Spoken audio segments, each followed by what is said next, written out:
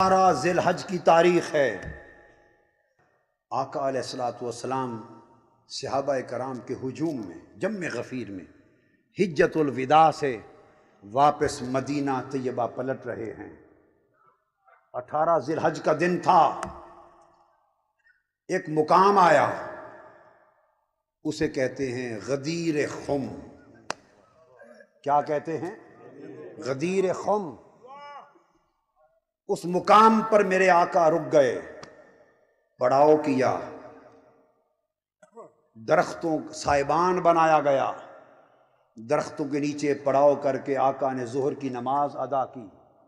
میرے آقا کے لیے ممبر لگ گیا، تاجدار کائنات صلی اللہ تعالی علیہ وآلہ وسلم ممبر پر جلوہ افروز ہو گئے، اور حجۃ الوداع سے واپس آنے والے لا تعداد صحابہ کرام میرے مصطفیٰ کے سامعین کا مجمع بن گیا۔ تاجدار کائنات نے اللہ کی حمد و ثنا کی، اور حمد و ثنا کے بعد فرمایا، لوگو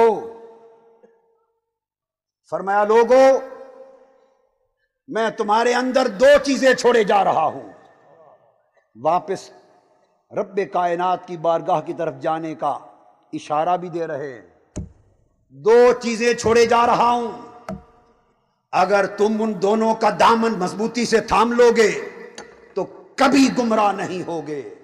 وہ 2 چیزیں کیا ہیں؟ عقائد کی حقیقتیں کتنی ہیں؟ ایک توحید بولیے، اور ایک رسالت بولیے نا، ایک اللہ اور ایک رسول۔ فرمایا تمہیں 2 تحفے دیے جا رہا ہوں، ایک تحفہ خدا کی طرف سے، ایک تحفہ مصطفیٰ کی طرف سے، ایک اللہ کا تحفہ، ایک میرا تحفہ۔ اللہ کا تحفہ کیا؟ کتاب اللہ، اللہ کی کتاب قرآن۔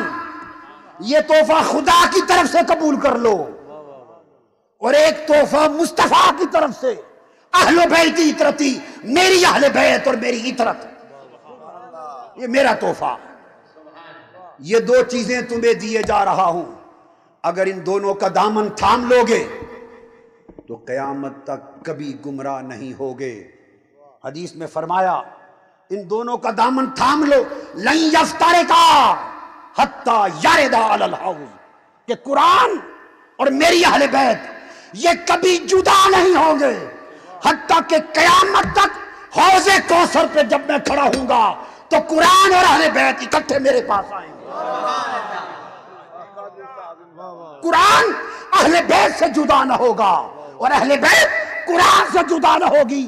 حوض کوثر پر بھی مصطفیٰ کی بارگاہ میں دونوں اکٹھے آئیں گے۔